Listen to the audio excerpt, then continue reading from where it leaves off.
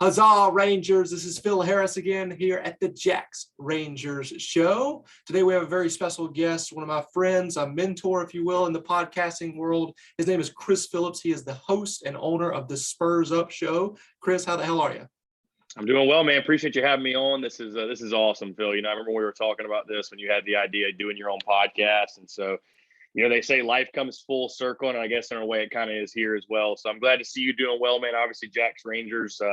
I know we've talked about it a lot. And then, of course, what you're doing with Gamecocks Rugby with the Ruck and Roosters show. So really glad to see you doing well, man. And obviously, I mean, you know how I'm doing with the Gamecock side of things as we're counting down to a bowl game. But no, I mean, I'm doing well, just getting ready for Christmas. I'll turn a year older also on Christmas Day. So it's great, man. Home with the family and just enjoying some of that time. And yeah, just hanging out during the holiday season, man. But I appreciate you having me on. Seriously, it's a pleasure to chat with you. Oh, man, it's an honor to have you on here. I do kind of feel like you're a mentor in the podcasting world. You've helped me out tremendously. When I first wanted to get this thing started up, I asked you a ton of questions. You always were, you know, very responsive and very gracious with your time. So I appreciate you, and happy early birthday. Thank you. No, like I said, it's awesome to see what you're doing, man. Obviously, getting the positive impact you're making with Gamecocks Rugby as well, but also, you know, your local area with the Free Jack stuff. It's really cool, man. It's really cool to watch people pursue their passions and, you know, just try different things and see what happens. And sometimes you stumble upon something really, really good. And I think you've definitely done that, man. So congratulations on all your success as well. For sure. Thank you very much. Very nice of you to say. Where are you from? North Augusta, South Carolina. Yeah. Okay. Right on the border with Georgia there. Is that right? Yeah. Right on the border. So I grew up dealing with a lot of Georgia fans. That's why I tell people that I probably had more disdain for Georgia than I did Clemson at that time, because Georgia was actually good and Clemson was kind of like us, just a 500 program. You know, they beat us sometimes, we beat them sometimes. But yeah, I dealt with a lot of really bad Georgia fans. But of course, that shifted as Clemson started to win. They became more and more insufferable as the wins came, as you obviously know, Phil. So, But yeah, I grew up right on the border of South Carolina, Georgia. The Savannah River separates the two states. So, I mean, I'm right literally 2 minutes away from the Savannah River, and grew up, like, you know, just to give people a reference, like a little bit less than 10 minutes away from the Augusta National, the Masters golf tournament. I know you're such a huge golf guy, Phil. So, I can't stand it, but yeah, I think people will know where that is based on what you said. So I appreciate you putting that in there. How did the Spurs Up Show come into existence? Yeah, so there's a long answer, obviously, and there's a very short answer. So I'd say the short answer would be I just followed my passion and became grossly obsessed with it. And sort of, you know, through happen chance, if you will, or being in the right place, right time, sort of found the opportunity to just get started and get going.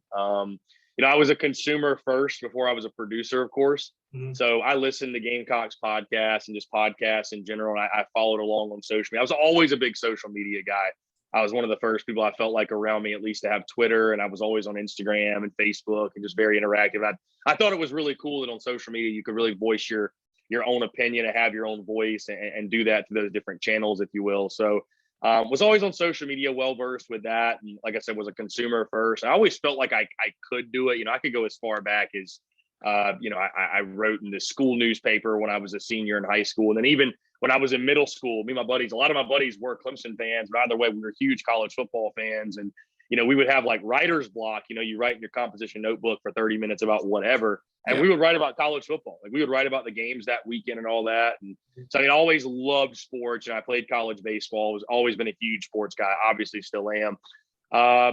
But, you know, fast forward to, I was living in Charlotte, North Carolina. And, you know, my dad, you know, majored in business, worked for my grandfather who owned a small business, a construction business, if you will. So I think it was always in my blood. Like, I had that entrepreneurial spirit. I knew I wanted to start a business, but little did I know the thing that I should be focused on, because I was always one of those people, you know, I embraced failure, but I didn't want to start a business unless it was something that I was like 110%, you know, super, super passionate about. Because I just believe you have to, you know, it's very wise, and you should, if you're going to go into business, start it around something you're passionate about. Because the second it gets hard, you'll just quit. You know, if you don't love it enough, it'll go by the wayside and you'll go to something else. So, again, long story short, you're trying to make it as short as possible, if you will, because we can just go on all day. But on social media, it was December of 2016, ran across this entity called Armchair All-Americans that was looking for a South Carolina contributing. And they were a really, really small entity at the time, less than 5,000 followers for like their entire, you know, existence, if you will. So very, very small scale when you think in perspective of like some of these bigger brands and stuff like that. But they were looking for a South Carolina contributor for their South Carolina side of things. And they had 30 followers on Twitter and no Facebook, no Instagram, but they said, hey, we're only requiring you to write 2 articles per week, but it's really, you have creative control. You can take over the Twitter, and, we can make an Instagram, we can make a Facebook. So I sort of just saw that as my opportunity. It's like, hey, you know what? I'm working in the corporate world. I don't like what I'm doing. I'm not fulfilled. At least this gives me an outlet, an avenue to, voice my opinion about my favorite team and have that creative outlet. I just sort of took it and ran with it, man. I mean, I just, I never really even thought about in the beginning, like the follower count or the views. And I remember in the beginning, I was literally just texting the articles I wrote to my buddies. You know what I mean? We were, and obviously again, that kind of evolved into April of so I started doing that January 2017. April of 2017 when we recorded the first ever podcast, if you will. There was another guy there that, I had a co-host at the time, brought him on, and so got in the podcast game. It was something I wanted to do. The first ever time I ever recorded a podcast, I will say though, was a month prior. They had a college baseball side of things as well. And obviously I played college baseball, love college baseball. And I just asked one of their guys, like, hey, can I come on? I love South Carolina baseball. Can I come on as a guest or help out or whatever? So I came on as a guest, and then I was like, okay, we need to do a South Carolina podcast. And it's kind of funny how the name came about, man, because I don't know, it wasn't one of those things where I went through a list of 50 names. It was just at the time, our previous coach, his thing was Spurs Up. And it was just like, hey, how about the Spurs Up show? It just happened that fast. So, again, long story short as possible, did that and just kind of started rolling with it. And it was just one of those things, man, where just truly loved it. Just truly loved it, man. Loved the Gamecocks. And it was something where I'm like, hey, I'm going to be on social media either way, checking up on my favorite team and seeing what's going on. Why not? Why not give my opinion as well while I'm at it? And I just always told myself, as long as it's growing, even if it's just by one new person a day, that was always my attitude in the beginning. If this impacts one person in a positive way, then I've succeeded. So as long as it was impacting one more and then one more and then one more, I was going to keep going. And funny story even with that, man, is I know this is kind of jumping ahead, but December of 2017, I had a buddy of mine asked me, because, we made a lot of growth on Twitter, especially, from 30 followers in January to December, we were probably around 850 or so, which is, pretty solid. People don't really take into account, really how hard it is to grow on social media. It took us 6 months to get to 100 followers. It takes a while, as you're probably seeing in what you're doing. So December 2017, and my buddy was like, man, how long do you think you're really going to do it? You really think this is going to be a thing you're going to do? And I told him, I was like, well, I love college baseball, love baseball season. I'll go through baseball season. If it really hasn't grown much at all, or if at all through that, then, I'll probably just put it in the wayside, focus on my corporate job and blah, blah, blah, whatever. But thankfully that didn't happen. The support's always been there, and it just kept growing and growing and growing. And from there, really expanded, started to hit hard Instagram and Facebook and everything else. And, the rest is history. Now we're sitting at 17,000 on Twitter and 21,000 on Instagram and 20,000 on Facebook. And it's just been, again, a day by day grind and consistent content creation and creating mass pieces of content. That's what I've always believed in since the jump. And again, that's why, if anybody listening, if you go look at our social media, as you know, man, I produce so much content. A ridiculous amount of content, some people would say, but I just, since the beginning, that's what I've believed in, is just creating mass pieces of content and trying to push as much value out there as possible. And so, that's how it all started, man. Just really just being on social media. And I feel like it was one of those things, man, where I was sort of mentally preparing myself for an opportunity like that for years. Because again, I said that I didn't get an LLC and necessarily fail at businesses. Some people will say, well, I failed at 5 businesses before I found the one.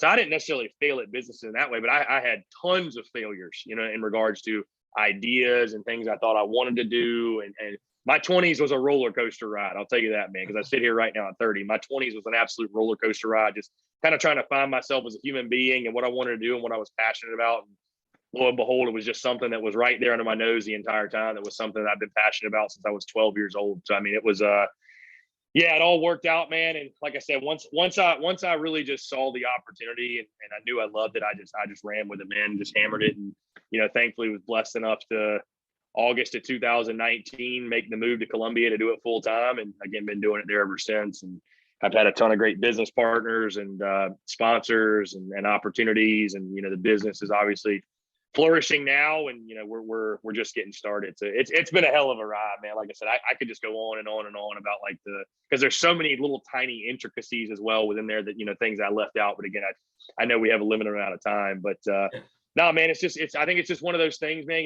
One of the things I love to say is when you stay ready, you ain't got to get ready. So I think it was one of those things I was mentally, at least, I was always kind of ready for that opportunity to come about. And second it did, I just, again, I think people in the beginning, one of my favorite things I like to say is just start. Everybody's asked for advice. Just start, man, because it's never going to be perfect in the beginning, but you got to start somewhere, at least be doing something. For sure. And that's what we did. And like I said, just slowly over time, it's just just goes to show if you're passionate about it and you create a nice piece of content, you do it with passion, believe what you're doing, and you really do lead with value, and you can build that brand and that following. So yeah, like I said, man, it's been a hell of a ride, dude. It's been a wild ride for sure. Right now we're sitting at 113 followers on Twitter. So, we got a ways to go to get to where you're at, but it's a lot of fun. I remember being at that point, like hitting, 50 listens on the podcast. And like, that was like a huge, huge deal. So, it's a slow grind, man, for sure. But the beautiful thing, I think the way you can look at it too, man, is, there are people that, and it's just like in any other industry, or like you could look at it as like musicians or just like anything to do with content, right? Like there are people that they're overnight sensations, if you will. But the thought process of, because people will see like the Spurs Up Show, for example, right now, people that live in Colombia, and they're like, people might look and say, oh, you're like an overnight, sensation, overnight hit or whatever. And people just have no idea. Like that's not a real thing. And even if it is, let's just say Jack's Rangers put out a show tomorrow that got 1 million plays for some reason. It's like the most famous rugby person ever, whatever. But here's the thing, like, not going to stay there because you haven't built. So right now you're building the foundation. You know what I mean? Like the reason the Spurs Up Show, I fully believe, has flourished the way it has and will continue to do so is not only because the value we're putting out right now is great, bro. There are thousands of hours of valuable content out there that we have created and produced. And so I guess, you can look at it, man, like the joy is in the journey. And in the beginning, you're really kind of like our head football coach at South Carolina right now, you're kind of just laying the foundation, you know what I mean? And that's the most fun part, man, is like what you're doing right now. We're talking on December the 18th, 2021. You'll look back December the 18th, 2022, and you think right now what you got going on is awesome. And it is, but you'll look back a year from now and be like, man, like I thought that was good. Like this is great. And then that just keeps happening every year. Like that's the cool part. You know what I mean? I really do believe the journey is the evolution and the growth and improving and getting better. That's the fun part, man. And then obviously, of course, the way you impact people along the way in the process. So, but yeah, I remember very vividly being right there, like I said, at 100 followers. And that's the battle you fight on social media, man, because I'll tell you, June of like 2017, one of the first kind of splashes I made was I had a good buddy of mine, Forrest Kumis, who played baseball at South Carolina. This is when Chad Holbrook, the baseball coach at the time, then got let go. And he had told me, again, this is a good source, right? He played at USC. His dad's friends with SEC umpires. So Kevin O'Sullivan's going to be our next head coach, the Florida coach. He's going to be our next head coach. And I tweeted that out. Well, of course, what happened is Kevin O'Sullivan then went on to win this Super Regionals, win the College World Series. And after that, Florida made a commitment to baseball. But before that happened, that was going to happen. But, of course, I got blasted on Twitter by Florida fans, especially, not even really South Carolina fans. But the battle you're fighting early on is that person has 100 followers on Twitter. What do they know? They don't know anything, right? And so now, like, it's funny. Maybe it shouldn't be like this, but the followers is like the validation, right? I mean, you once you have a certain amount of followers, you can just say anything and your word's gold. So, that's just sort of the battle you fight. But again, as long as you keep producing content, putting out value and being true to yourself and being real, being genuine, you'll win in the end. I fully 110% believe that. I agree. I couldn't sleep the first night that I thought up the Spurs Up Show. Like I immediately was like looking into, creating an LLC, which probably wasn't, necessary at the time, but I was like, I literally could not sleep. I was tossing and turning, just having all these ideas, writing stuff down. And like to have that kind of passion over something, like it was almost kind of foreign to me because it had been so long since I had felt something like that. So I knew I was on the right track immediately, that I wanted to do something like this, and it was going to be worthwhile. So, yeah.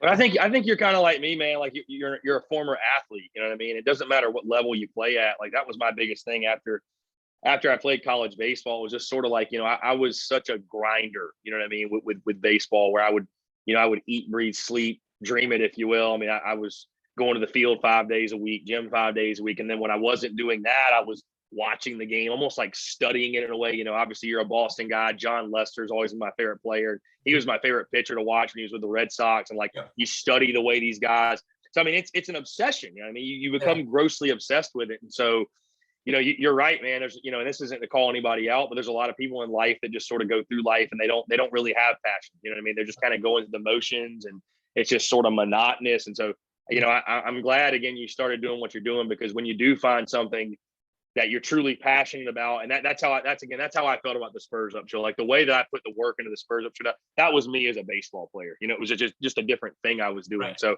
when you when you find something like that, man, it's good to attack it and jump at it, because again, you know, not everyone, number one, takes the time to stop and self-evaluate and say, well, what are my passions? What am I passionate about? What do I love to do? Yep. And then certainly people don't attack on it and don't take advantage of it. When you get that gut feeling and that, you know, that sort of that instinct that tells you to act and to attack, and against sort of like an athlete, you know, I believe in like attacking the day and just getting after it.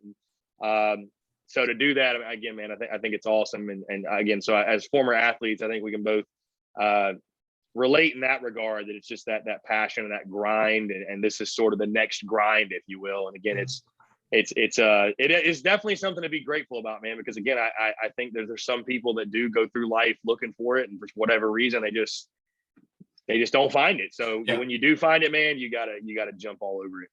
Yeah, you got to work hard and stick with it, right? I mean, this is episode 23 of the Jacks Rangers. So yeah, I mean, we're moving right along, man. Nothing's going to stop this. I mean, when the announcement was made that MLR was coming to Boston, I remember seeing it on my phone at work, and I was like, this is amazing. Like, I have to be a part of this in some way.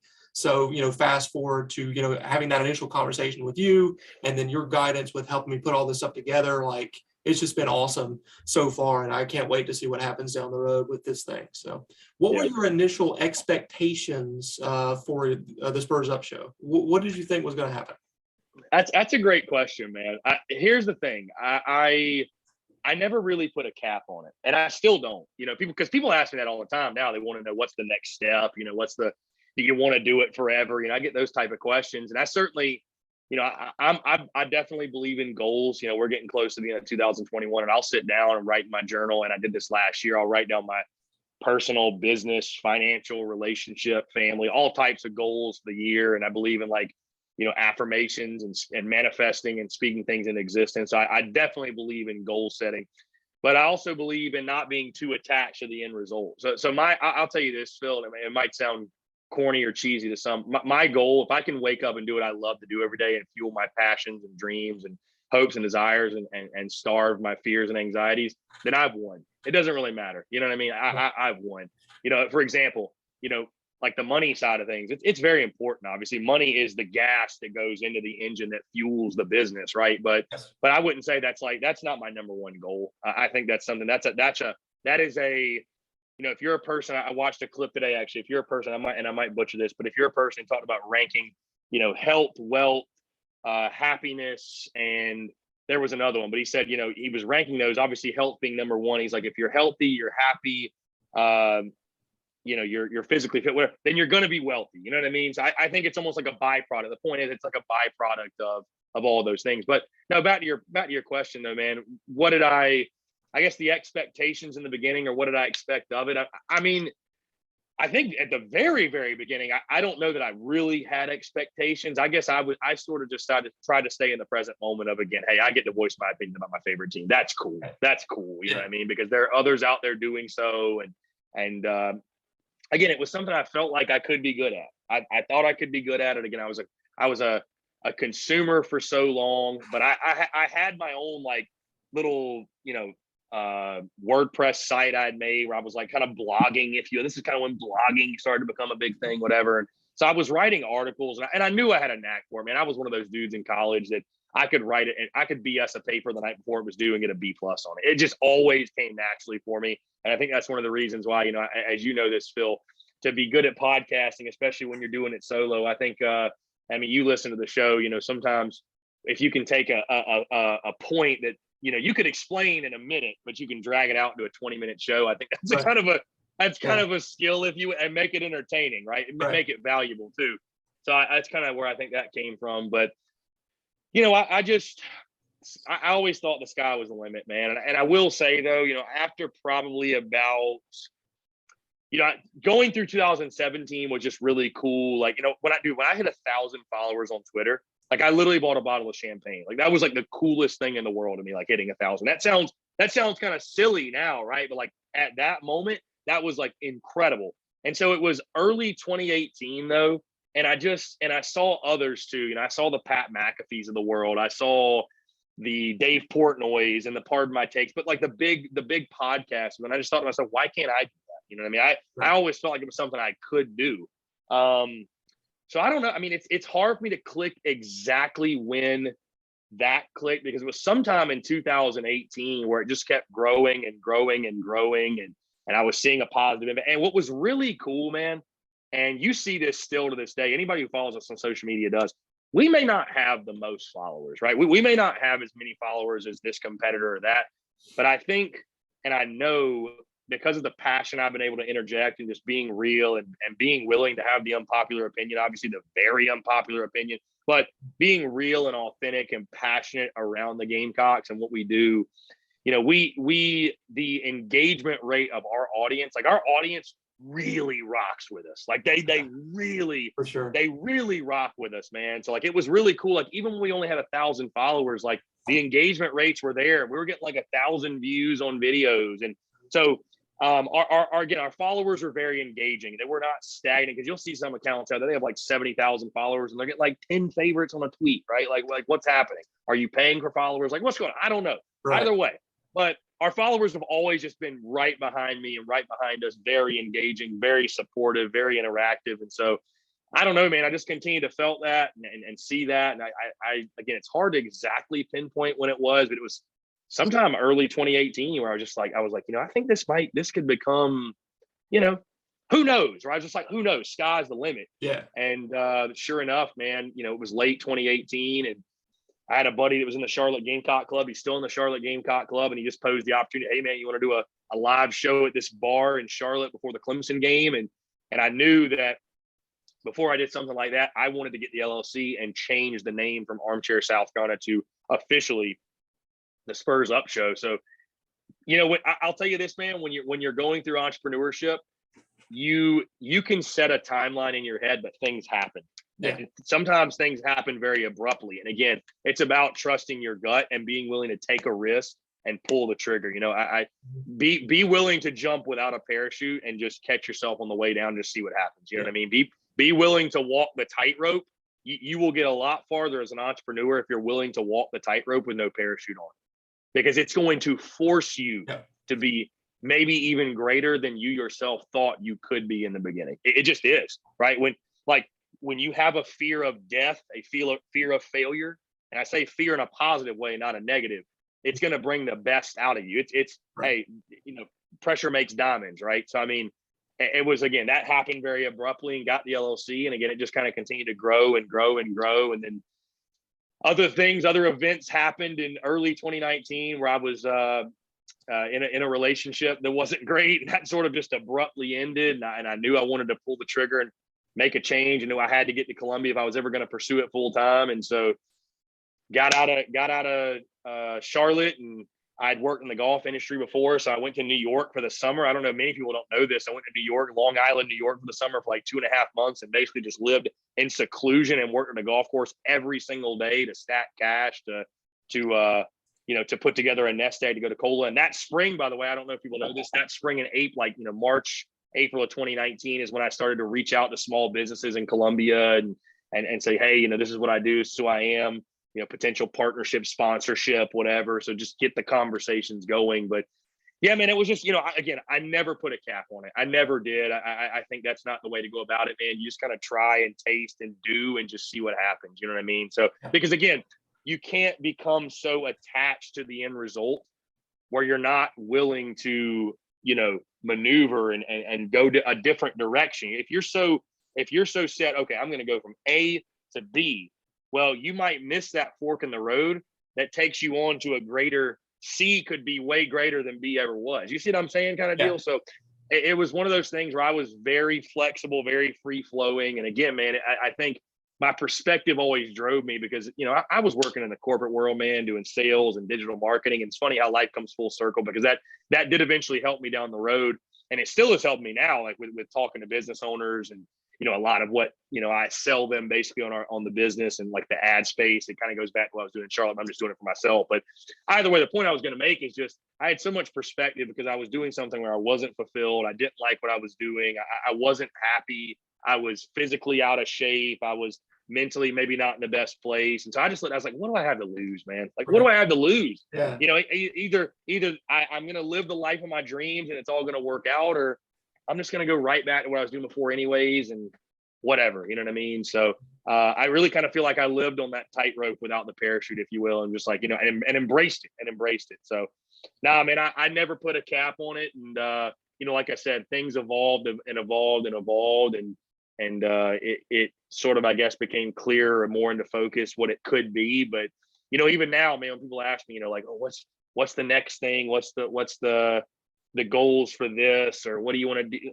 And I'm just like, you know, I have goals. I have short-term goals. I have some long-term expansion goals for sure, but I have very, very big plans and ideas, but I'm not going to spend the present moment, you know, like sweating over those things, because if I do that, then I'm not enjoying how much I love doing what I'm doing in the present moment, all the great things we're doing. So I think it's a balancing act, man, of being excited and energetic and anxious about what's to come in the future, but also keeping yourself grounded in the present moment and not losing perspective, you know, and your gratitude and, you know, how grateful you should be to be in this present moment doing what you're doing. So now, I mean, again, I'm very long-winded with the answers, but long answer short, man. I don't know, man. I never put a cap on it. And again, my goal was if I can just wake up and do something I'm passionate to do every single day, then I've won. So I feel like I've been winning for quite a while, which is a good feeling. Yeah, it's fun to win, as we say. You know, believe it or not, breaking news per source is winning is fun. Winning is fun for sure. Moving over to this next question, I wanted to ask you. I know, you know, we know each other behind, you know, the camera and stuff like that. We've been friends for like 2 years or whatever at this point, and I've seen you grow and go on this journey of personal improvement and stuff like that. So my next question is, what's your greatest lesson that you've learned from starting this thing to now where it is?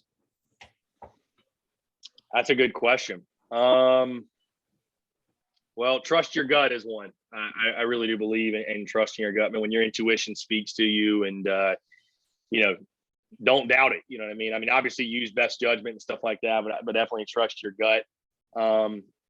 Like I said, I don't know if it's necessarily a lesson, but one of my favorite things, like I said, always when people ask me my best piece of advice is just start, man. Because so many people wait on like, oh, the perfect opportunity, and I've got to have this equipment, I've got to be in this position, I got to be doing this, and then I'll get going. It's like, just get going, man. Just start. Yeah. Embrace the suck, you know, embrace the suck. You're going to suck in the beginning. You're not going to be very good, but really learn to enjoy the journey. You know, I'm big into like stoicism, and I read a daily affirmation stoicism book every morning, and amor fati is something that Marcus Aurelius and the Stoics say. And basically what amor fati is, man, it is, you know, you can accept that things are going to happen in your day-to-day life and accept what is happening, but it's not just about accepting, it's about embracing everything that happens. Not some things, not just things that go your way, just embracing everything, embracing life, embracing everything that happens. So, you know,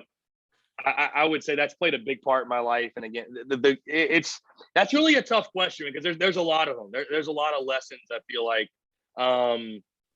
my biggest, you know, one of the biggest lessons I would say though, if I had to pick one, and again, I guess a lot of my lessons though are advice. And when I say advice, I'm not like speaking to you, I'm speaking to myself also.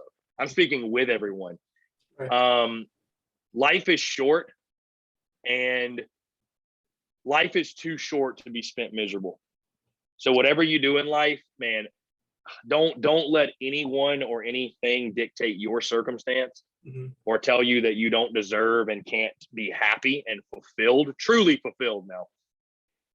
So when you again, like what you did, when you find something that you're truly passionate about, hold on for dear life, dude. Become grossly obsessed with it. Yeah. Become grossly obsessed. If you want to make it your full-time job, if you want to go on that entrepreneurial path, man, embrace it, become grossly obsessed with it, and just watch things transform, man. Also I would say another lesson, again, there's a lot of them, like I said, but and here's actually a really good one, because when I first started early on, again, you mentioned like the behind the scenes, we do know each other behind the scenes. I've gone through a lot of personal growth in the journey as well. And it's really cool that like you ask these questions. I don't really get the opportunity to talk about this stuff a bunch because I'm always talking Gamecocks and sports, and which is great. I mean, that's what I do. Yeah. But there is a lot more to it than that. I mean, I love being an entrepreneur, period, man. I love the entrepreneurial grind. And that's why I do so many things beyond just, I'm not just like, I never wanted to be, oh, he just does a podcast. It's like, no, we do podcasts. We do social media. We have a website. We do merchandise. We do, we do events. We do live stuff. We do remote stuff. We do everything. We're hitting you from all angles. And I feel like that's how you build an empire. You build a business, if you will. But what I learned along the journey, and one of my greatest lessons I would give to people is this, because whatever success is for you, however you define it, it's different for everybody. But I know, at least when I started early on, believe it or not, for those tuned in, the sports media world is a very ego-driven place, right? Very ego-driven, lots of egos. I know something you don't know. My report's better than yours. My content's better than yours, right? You see that, Phil. There's a lot of ego. I mean, people are very sensitive, like on Twitter and stuff like that. It's really kind of crazy. It's actually like very petty high school girl stuff a lot of time, but they are. So early on, when I first started, and there were obviously tons of media guys in the South Carolina sphere, and they're still there. And I had a chip on my shoulder, and I did not always, I think, lead with the most positive intentions, where it's like I didn't necessarily want to stick it to someone, but like I had that chip on my shoulder, and I wanted to prove myself. And I was obviously trying to break into this South Carolina media quote unquote landscape, or just break in the South Carolina landscape, you build a content landscape and differentiate myself. And so you rub some people the wrong way, and you get in spats on social media, and that's totally fine. Listen, man, you can, whatever success is for you, whatever the peak, whatever or at least the beginning of the ascent is for you, you can get there being fueled by ego, negativity, spite, jealousy, anger.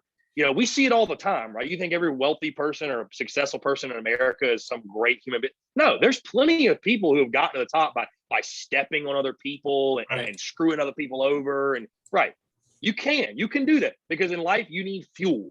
You just need fuel, right? Something to get your ass up out of bed and get you going, to drive you. Because the worst place you can be is not what I'm talking about, being fueled by negativity. The worst place you can be is just not fueled at all, and be someone who's, again, lethargic, going through the motions, has no drive, anything else. So you need fuel in life. You can be fueled by all those negative things that I mentioned, or you can be fueled by service, gratitude, love, empathy, truly caring about other people, wanting to provide value, wanting to create relationships. And so I guess one of my greatest lessons that I could pass on to someone else is like, I am someone, I can speak from experience. I've been fueled by both at different times. I'm happy to say now that, again, in like my personal development, I would say over the last year and a half, like I'm much more fueled by service, gratitude, love. Like I don't see value in getting in petty spats. I mean, of course, dude, what I do, obviously there's times where you go back and forth and you needle people, but it's never stuff that's like personal or across the line or anything like that. But as someone who has been fueled by both, the negative and the positive, I would just tell people, you can get to the mountaintop, you can go on the ascent, you can reach success or whatever that is for you with both, on both sides. But it is so much more fulfilling when you're fueled by those positive things than those negative things. So I would just say, whatever you're doing in life, just keep that in mind. Because again, you can reach your goals and successes with both, as long as you have fuel. But man, it's so much more fulfilling when you're actually, when in your heart of hearts that what you're doing, you're positively impacting people and people find value in it. And, again, you're leading with the things I mentioned, the service, the gratitude, the perspective. Again, I've been on both sides, man. And that's something I journal basically every day. Yep. And that's something I write in my journal every single day, is that I am fueled by service, gratitude, perspective. My perspective drives me. I am injecting massive amounts of value into the universe. Like, again, it's so much more fulfilling. So I would just tell people, man, if you're going to go on that journey, if you're on that journey right now, try to shift and I know it's tough because the world is so chaotic and crazy, and there's a lot of negative, miserable people in the world, but take yourself out of all negative situations and really be cognizant and mindful of your energy. I really try to be mindful of my energy and say that I'm only going to inject positive energy into every situation I come across, because I just came to a point, Phil, where I found that every time I injected negative energy, there was a negative outcome. Believe it or not, shocker, right? Right. There was a negative outcome. So if you can change your energy and change your perspective, and again, really, really genuinely care for other people, and the golden rule, treat people as you want to be treated, and let that be a guiding force in your day-to-day and your content or whatever it is you're doing, your entrepreneurial path or just your path in life, I think it will drastically improve the quality of your life. You'll be a much happier person. And guess what? You know what happens when you're a much happier person? The people around you are going to be much happier. The people you come in contact are going to be much happier. You know what happy people do, Phil? They're much more willing to lend a hand and partner with you. And for lack of a better way of putting it, spend money. And it's just, we're all human beings. We're all kind of in this race together. We're all running our own race. But we're all here to help each other. Right. And so when you open your heart up and open yourself up to that, like, you're opening yourself up, in my opinion, to opportunities, and you're helping someone. It's almost like a pay it forward thing. And we're all in this to help each other. And so, yeah, man, that would be probably, it took me a little bit to get there, because I was like, man, that's such a tough question, I feel like, to answer. But I would say that's probably my greatest lesson that I personally have learned along this journey that I could share with other people. And one thing you mentioned, you're talking about ascension, and that's what's happening with your business and your show and stuff like that. But you're not stepping on people to get to that point. And if anything, you're lifting other people up, which is something I greatly appreciate. Yeah, you don't. Yeah, kind of the point you made, man. I know we talked about it before, and you just, again, can you get to the top by being a complete douchebag and stepping on the back? I guess you can, but I do believe in karma also. You know what I mean? Karma has the universe got a very funny way of coming back to you, and karma paying itself a visit to you if you are that way. So I don't believe that, because I see it on social media sometimes of, oh, there's another Gamecock podcast, and like they'll try to crap on it. Like, bro, you don't make yourself look any cooler or better or more talented or skilled, or you don't get any closer to or any farther up or higher on that ascension by putting other people down. If anything, you drag yourself back, because again, it's just such negative karma and negative energy. And how can you produce any sort of positive content or just positivity in your entire life when you're living in that negative cloud? And again, that bringing on that negative karma. So yeah, I mean, I really do believe in like uplifting other people. And I mean, dude, because I've been at square one, I've been at square zero, you know what I mean? And saw other people and reached out and asked, and I would have loved on the journey if I had someone, like myself, that would have lended a helping hand and gave any piece of advice they had, or at least tried to. So yeah, I definitely believe in that, man. Got one more non-rugby question for you before we jump into the rugby stuff. And I know your rugby knowledge is limited, so we're gonna have a little bit of fun with you. Very. Who inspires you? My parents. Okay. My parents definitely do. My parents have they're the real OGs. Been married since 93, so 28 years. I think this was the 28th anniversary. They've been together for 30. I don't know if they know that. My parents definitely do inspire me, though, and I've been very fortunate, like my family life, and as you go throughout. Again, I've got 4 siblings. They're all younger than me, 3 brothers and a sister, and got 2 loving parents, like I said, who still love each other. Again, I told you, Phil, we're about to go on a family vacation to Universal and Disney World for the next 4 or 5 days. And you grow up, and those are things you kind of take for granted, right? Going on family vacations and just having 2 parents there, and no crazy family drama, directly, everybody's got family stuff, whatever. But, at least the more people I've met, I've really come to be grateful and appreciate like how lucky me and my siblings are and were throughout growing up to have 2 heroes like we did in our own house, like our parents, you know what I mean? That did what they did for us and made sure we never went without and stuff like that. Inspires me. That's a great question, man. That's a great question. You know, I don't. That's tough. That's tough. I mean, outside of my parents, man, like, is there someone? Because I'll be honest with you, I don't feel like I really need to look for external sources of motivation. I mean, there are people that I admire, certainly, and I look at, again, someone like Pat McAfee, who has built his platform being in very cutting edge, Yes. being very authentic and genuine, and even somebody like, and people might cringe at this, but like a Dave Portnoy, not necessarily everything that they do at Barstool, everything he does, but again, someone who, in regards to an entrepreneurial journey, starting a media quote unquote entity, which Barstool, again, is very much like the Spurs Up Show, where it's quote unquote media, right? Doesn't fit in that box, which is a great thing. But starting, there you go. Hey, perfect. Love the shirt. Yeah. But yeah, started an entity from zero and built it up, and him as a business person and how they operate, whatever. Again, not everything they do, not everything that's ever come out in the news about them, but just, some of the things, if you will. But, I'm someone, man, that, again, I'm very, again, I don't need necessarily external motivation. I'm competing against myself, truly. What I'll tell you, one thing that motivates me, man, what motivates me and inspires me is my own personal journey, to be honest with you. I know that might sound crazy. It's like, how can someone be inspired by themselves? But seeing the personal growth and the overall journey and just where kind of what I've come from and what I was doing and to where I am now, to go from being so lost. I mean, I was so lost, man, to be honest with you, as a human being. I didn't know what I wanted to do. Had no clue what my future looked like. I was thinking to myself, is this it? Is the corporate thing it? Feeling like I was meant and destined for more. And 'cause again, man, when you're at zero, it's just like, nobody, life is hard. Nobody's got sympathy for you. Nobody cares, right? The bills are going to come no matter what. Your even your support system around you is going to say, hey, that's great that you have dreams and aspirations, but you got to, do something, right? You got to do something. That's great. And also, to come from that, man, and it's like, people ask me like, oh, who's your greatest competition within the South kind of sphere? Who's your greatest competition within content, Gamecocks content? Again, this is meant as no slight as anyone, but no one. I'm not competing. I'm competing against myself, because if I am getting the most out of myself and I'm getting 1% better every day, nobody can beat me. No one.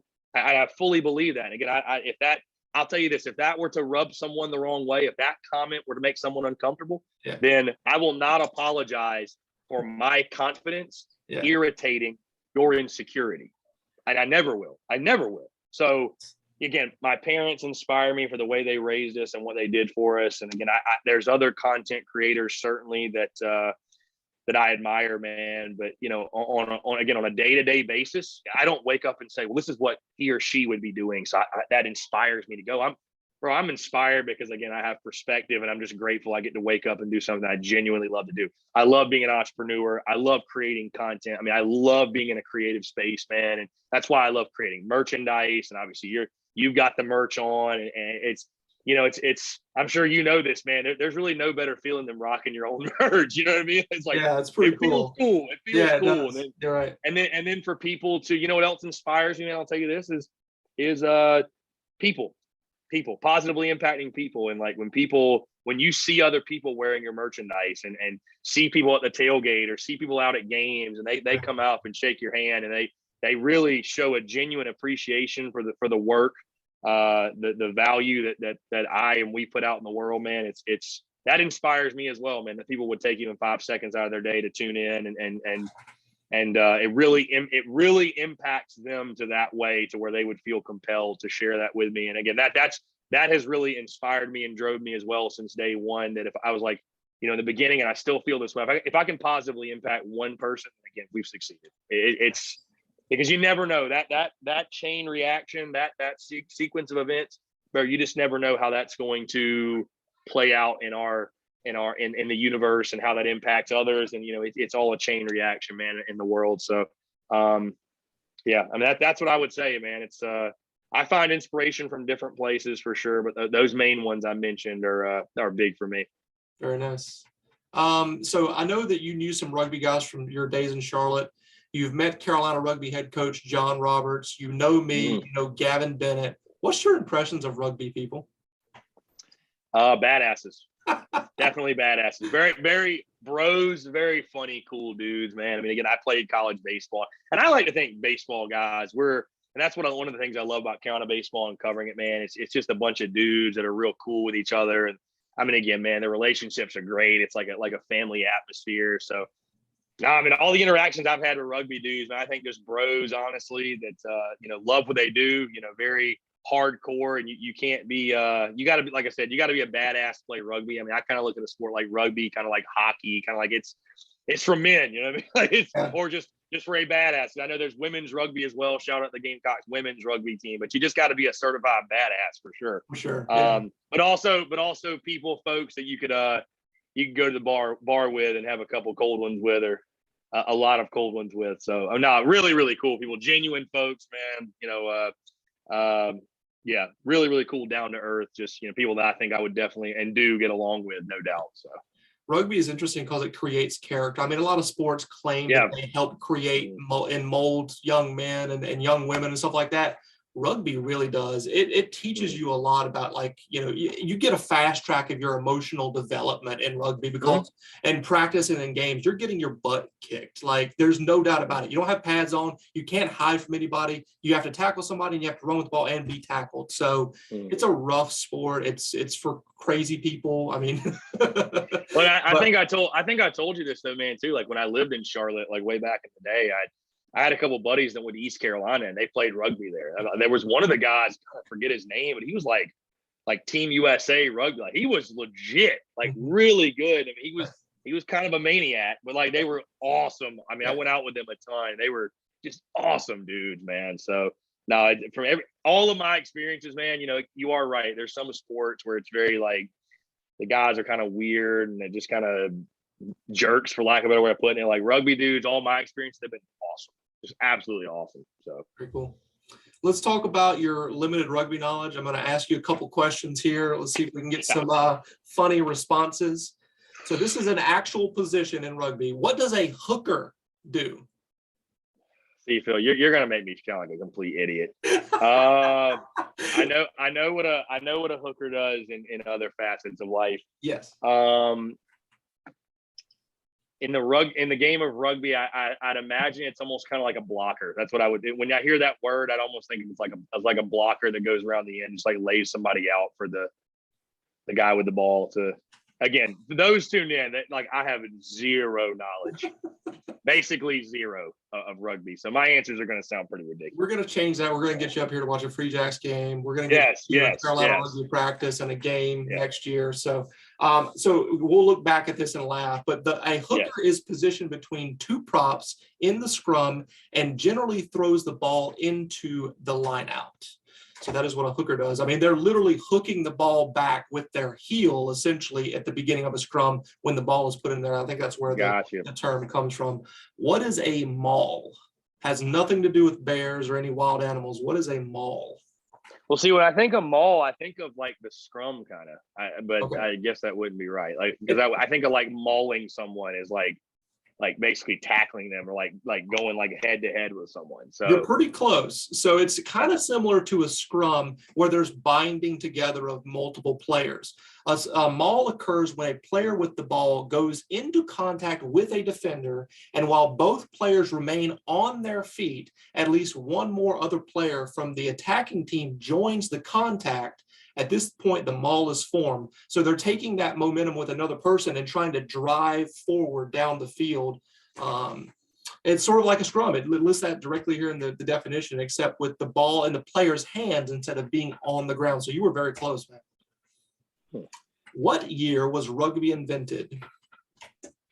It's got to be an old game. It has to be. I mean, I'm thinking like,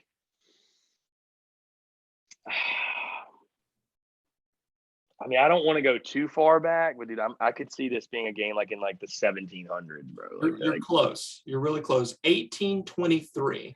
Okay. So it's a Victorian era sport. The legend has it that in England, a place called Rugby, it's a town called Rugby, a kid that was at a prep school playing soccer, he picked up the ball and started running with it. So that's how rugby started. in the town of Rugby. In the town of Rugby. Wow. England. Yeah, how about that? Yeah. I love that. That's cool. So now you know when the year that it started. What year was rugby professionalized? When did they start paying players? I think I might have actually told you this in passing one time.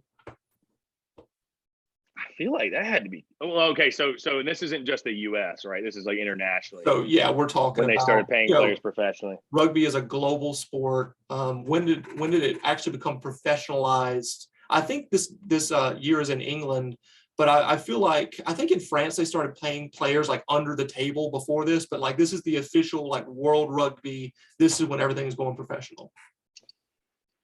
I mean, maybe the turn of the century, like 1900. Is that too, or was it more recent than that, or was it longer ago than that? 1995. Wow. So good I God. mean, yeah, very recent. Yeah, very recent. So I mean, obviously there were World Cups before that. There's been teams that have been playing for a long, long time. There's club teams, but it was all amateurism. So the way that I figured like baseball was had professional teams so long. I'm like, maybe rugby had professional teams also, I guess. The main thing is like it's all upper class people that played rugby in the beginning, and they considered it such a very important game. They considered like being professionalized. They considered that being like watered down, like, oh, you're playing this game for money. How dare you? This is supposed to be for recreation for all the upper class people. So yeah, that's how it started, and it took them forever to get professionalized. But now that it is, I mean, we've got a team in New England now, so it's awesome. Love that.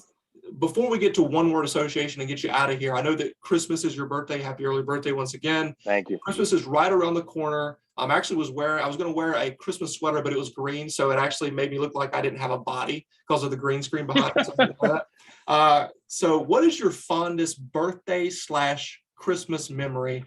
And in addition to that, do you get a birthday cake on Christmas as well? Is that how it works? So my mom actually makes this recipe, Grandma's chocolate pie. That's always like my birthday cake, if you will. So, and I mean, I requested it. It's so good, so good. Grandma's chocolate pie. That has been a staple for a while.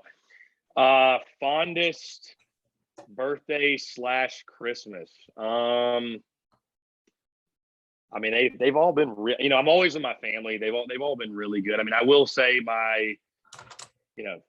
which is kind of ironic this week, but my senior year of high school, to celebrate me graduating my senior year, and it was my birthday. We went to Disney for a week during the week of Christmas. So we went to Disney on Christmas Day. Nice. I mean, that one was awesome. I mean, my birthdays and Christmas all look really similar, man. I mean, to be honest with you, because I'm always at home with family, so it's hard to pick just one. But I would say that one was really, really cool. Like I said, back when I was in high school, going to Disney. But man, again, not to sound cheesy or corny, but they're all great, man. Because I get to spend time with my entire family. Like I just told you, we went and picked up my brother from the airport. He's on leave from the Army, so we haven't seen him in a while. So being here at home with the entire family for Christmas this year, like I said, will be really, really special. And so, yeah, I mean, but I will say, like, the one thing is that when your birthday is on Christmas, like, for example, my 21st, I didn't go out and like on my 21st that day or anything or whatever. So, there's some drawbacks, and people ask, oh man, that sucks. But you just kind of get used to it, man. People ask, do you get double? I'm like, I've never gone without, you know what I mean? Yeah. I'm certainly not going to be one to complain, but, now that Disney trip was a good time. I'm not gonna lie to you. That Disney trip was a pretty good time. It's hard to beat Disney World, man. It really I'm a Universal guy, but I understand the allure. I think I'm gonna go to Disneyland next at some point when I'm in California, if we get together. But yeah, awesome. One word association. So I'm gonna say one word or a couple of words. The first thing that pops in your mind, one word. Just throw it back at me, and then we'll get you out of here. Okay. All right. Gotcha. New England. Patriots. Okay. Rugby. Phil Harris. Christmas. Santa Claus. Spurs Up Show. Carolina. Gamecocks. I agree. Jacks Rangers right here. Free Jacks. Yeah, very nice, man. Or I would say Pitt Vipers. There you go. Yeah. I might have to change this logo, at some point, but yeah, for right now, it's Pit Vipers all the way. This has been fantastic, Chris. I appreciate you so much. No, this has been incredible, man. Sincerely, I appreciate you. And like I said, it's been awesome. Because obviously it was very, very recently you were calling me asking for different pieces of advice and kind of how to get started and going. So it's awesome to see you kind of, and I'm sure you've learned a lot behind the scenes on your own, like as far as like the journey and making content and the video side and the audio side and everything. But I see you always posting with like the graphics and all the content, and dude, you're crushing. So it's been awesome to follow along, and I'm really happy I was able to grace the airwaves and come on and chat with you, my man. It's really, really good stuff. We'll have to do it again sometime on the Ruck and Rooster show as well. And then dude, yeah. When we get you up here to New England to see a game, we'll have to make like a little vlog of that too. That'll be cool. Yeah, maybe when it's a little bit warmer. Which is never. No, they'll have some games in the springtime. So yeah, we'll see you soon, I'm sure. Dude, I'd love to. Let's make it happen, man, for sure. So we say one word to exit the videos. It's huzzah. 1, 2, 3, huzzah. Huzzah! Woo!